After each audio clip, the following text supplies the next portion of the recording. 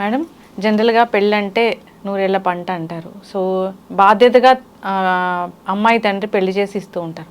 అయితే ఇప్పుడు అట్లా కాదు, పెరిగిపోయాయి. సో ఈవెంట్ మేనేజర్ ఏం చెప్తే ఆ విధంగా పెళ్లి చేయడము, దానికి ఒక బడ్జెట్ ఉండడము, అది ఎక్సీడ్ అవ్వడము, తర్వాత ఆయనకు బాధ కలగడము, అప్పులు పాలవడము. ఒకప్పుడు పెళ్లి చేసినా కానీ ఎట్లయినా పెళ్లి చేసి చూడు, ఇల్లు కట్టి చూడు అనేది ఉండేది. అప్పుడు అప్పు అయ్యేది. ఇప్పుడు ఈ అప్పు అయితే అసలు తీర్చలేని అప్పు అవుతూ ఉంది. ఏం చెప్తారు? ఇంత హంగులు ఆర్భాటాలు అవసరమా? పులిని చూసి నక్క వాతలు పెట్టుకోవడం అని ఎప్పుడైనా విన్నావమ్మా? అది ఇదే అంటే నక్క అనుకుందంట, నన్ను చూస్తే జనాలందరూ చిరాకు పడుతున్నారు, పులిని చూడంగానే భయపడుతున్నారు. కారణం ఏంటి అంటే దాని ఒంటి మీద ఉన్న చారలు మెయిన్ కారణము. అందుకని ఆ చారలు నా ఒంటి మీద నేను దానిలాగా మారాలంటే ఏం చేయాలంటే చారలు ఉన్నాయి, ఆ చారలు నా ఒంటి మీద కూడా ఉంటే నన్ను కూడా చూసి భయపడతారని చెప్పేసి అని చారలు పడాలంటే ఏం చేయాలి అందుకని చెప్పి కర్ర కాల్చి వాతలు పెట్టుకున్నమాట. వాతలు పెట్టుకునేసరికి ఏమైంది, ఒళ్ళంతా బొబ్బలు వచ్చినాయి, ఒళ్ళంతా పుళ్ళైనాయి. పుళ్ళై ముక్కుకుంటూ మూలిగే నక్క అంటారు కదా, మూలుక్కుంటూ పోయి ఒక తాటి చెట్టు కిందకు పడుకుందంట. ఎందుకు వచ్చిందిరా భగవంతుడా, దాన్ని చూసి నేను వాతలు ఎందుకు పట్టుకున్నానని చెప్పేసి అని అనగానే పైనుంచి ఒక తాటికాయ వచ్చి నెత్తి మీద పడి చచ్చిపోయింది. అదే అంటారు మూలిగే నక్క మీద తాటిపండు అంటే ఇదే అనమాట. మూలుక్కుంటూ అంటే ఈ ఎట్లా ఉంటాయి అంటే ఇప్పుడు మీరు చెప్పినటువంటిది నిన్నగాక మొన్నటి నుంచి ఒక భయంకరంగా ఒక 1 వీక్ నుంచి నేను చూస్తున్నాను. ఎప్పుడన్నా యూట్యూబ్ ఓపెన్ చేశానంటే ఒకటే టాపిక్ వస్తుంది.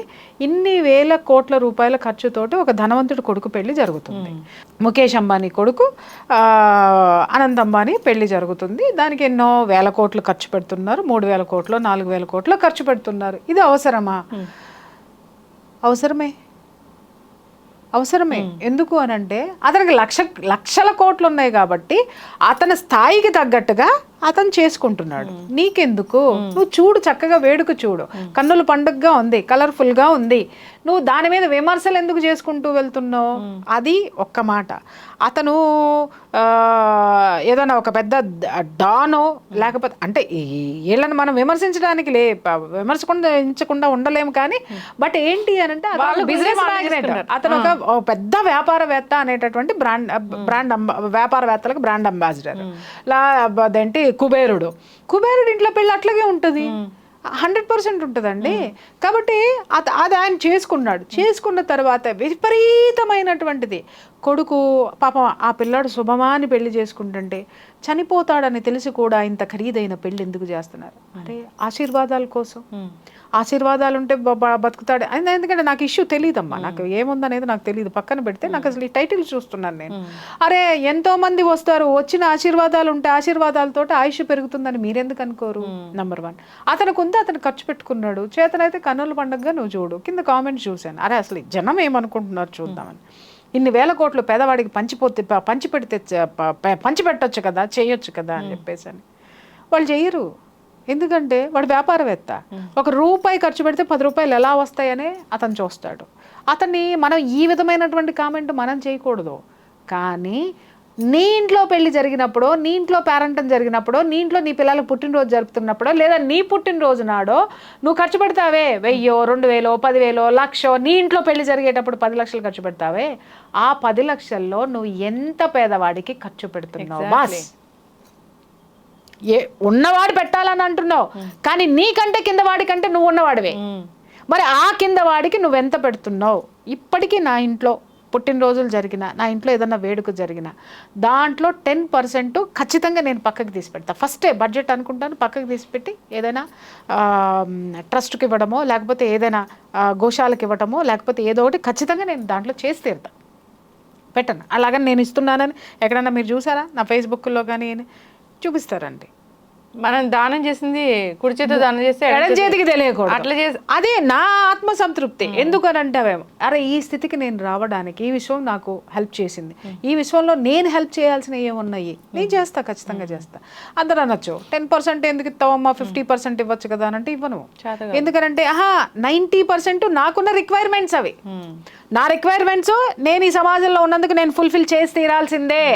ఒక చిన్న విషయం చెప్తాను, ఉన్నవాడు ఉన్నట్టు ఎందుకు బతుకుతాడు అని అంటే, వాడు అలా బతకకుండా కిందకి దిగి బతికాడంటే ఈడికేం పోయే కాలంలో ఈడెంత పిసినారు. ఇదే ముఖేష్ అంబానీ 100 కోట్లు పెట్టి తూతూ మంత్రంగా పెళ్లి చేశాడు అనుకుందాం, ఈడికేం పోయే కాలం అన్ని లక్షల కోట్లు ఏడ్చినా కొడుకుకి చూసావా, కొడుకు దగ్గరకు వచ్చేసరికి వాడు రూపాయి కూడా ఖర్చు పెట్టట్లేదు, ఈడెంత పిసినారని ఇదే జనం మాట్లాడతారు. ఖర్చు పెడితేనేమో దుబారా ఖర్చు అని మాట్లాడుతున్నారు.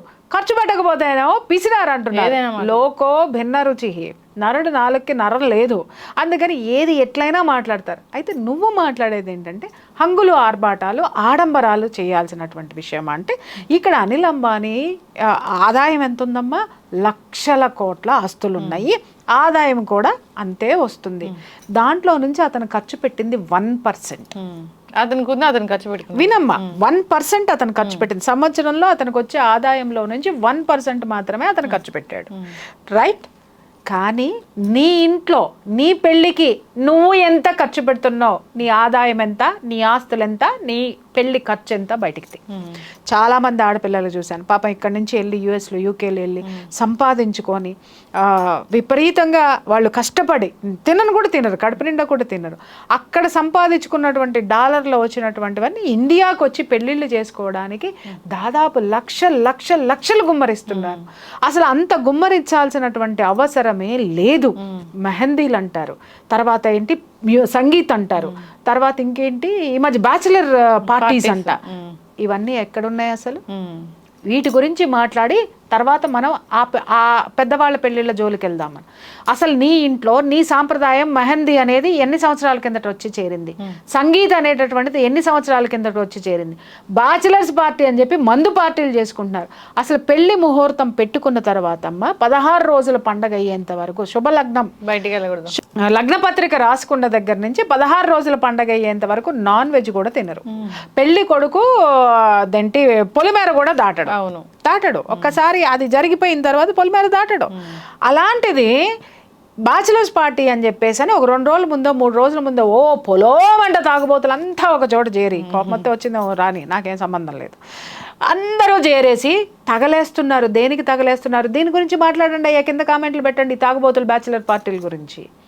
ఎవడికి నీ ఆరోగ్యాన్ని నువ్వు కొల్లబొడుచుకుంటున్నావు బ్యాచిలర్ పార్టీ, నువ్వు తాగేది కాక 10 మందిని పిలిచి, లేదా నీ చుట్టూ ఉన్న 10 మంది తాగుబోతులకి తాగుడు కావాలి కాబట్టి నేను బ్యాచిలర్ పార్టీ అని ఒకటి పెట్టాను, అయిపోయింది. మెహందీలు అసలు ఎక్కడుందమ్మా మెహందీ? గోరింటాకు ఖచ్చితంగా పెట్టుకునేవాళ్ళు ఆ రోజు రాత్రి, రేపు పొద్దున్న పెళ్ళనగా ఈ రోజు రాత్రి కూర్చొని అందరూ పెట్టుకునేవాళ్ళు, లేదా 2 రోజులు ముందు పెట్టుకునేవాళ్ళు. అది చక్కగా ఒక వేడుక, అందరూ ఒక చోట కూర్చొని పెట్టుకున్నారు. ఇప్పుడు దానికి మెహందీ అని చెప్పి దానికి ఒక హల్దీ ఫంక్షన్ అంట. హల్దీ ఫంక్షన్ అనేది ఎక్కడి నుంచి వచ్చింది అసలు మీకు? ఇవన్నీ ఎవడు క్రియేట్ చేశాడు అని అంటే ఈవెంట్ మేనేజర్లు క్రియేట్ చేశారు. ఎందుకు క్రియేట్ చేశారంటే వాడికి బడ్జెట్ పెరగాలి, వాడికి పేమెంట్లు రావాలి, వాడు బేసిక్గా బెంచ్ కార్లు వేసుకొని తిరగాలి, లేదా వాడు కాస్ట్లీగా బతకాలి. కాబట్టి ఒకప్పుడు పెళ్ళిళ్ళు పురోహితులు ముహూర్తం పెట్టి శాస్త్రం ఎలా చెయ్యాలి, పెళ్లి క్రతువు ఎట్లా చెయ్యాలి అనేది వాళ్ళు ఒక లిస్టు రాసిచ్చేవాళ్ళు, ఓకే, లేదా వాళ్ళు పద్ధతి చెప్పేవాళ్ళు. ఇదిగమ్మ ఇది ఇక్కడ పెట్టండి, ఈ రోజు ఇది చేయండి, లగ్న పత్రిక చేయండి, తర్వాత ఇది చేసుకోండి, ఈ తర్వాత ఇది చేసుకోండి, పెళ్లి రోజు పొద్దున్న గౌరీ పూజ చేసుకోండి, ఇవన్నీ చేసుకోండి, తర్వాత ఇచ్చి పుచ్చుకుంటారు, ఈ రోజు ఇచ్చి పుచ్చుకోండి, ఇవి పెట్టుకోండి, పెట్టుబడులు ఇలా పెట్టుకోండి, సాంప్రదాయాల గురించి వాళ్ళు చెప్పేవాళ్ళు. అకార్డింగ్ టు మన శాస్త్ర ప్రకారము ఈ పెళ్ళిళ్ళు అనేటటువంటివి జరిగాయి. అసలు నీ శాస్త్రంలో ఏడేడ్చింది?